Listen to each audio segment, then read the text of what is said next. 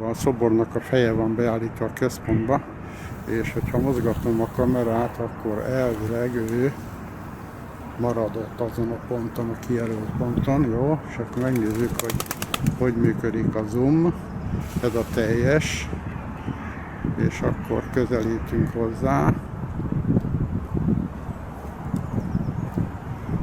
Most van a 4-szeres zoommal, 6-szoros zoommal,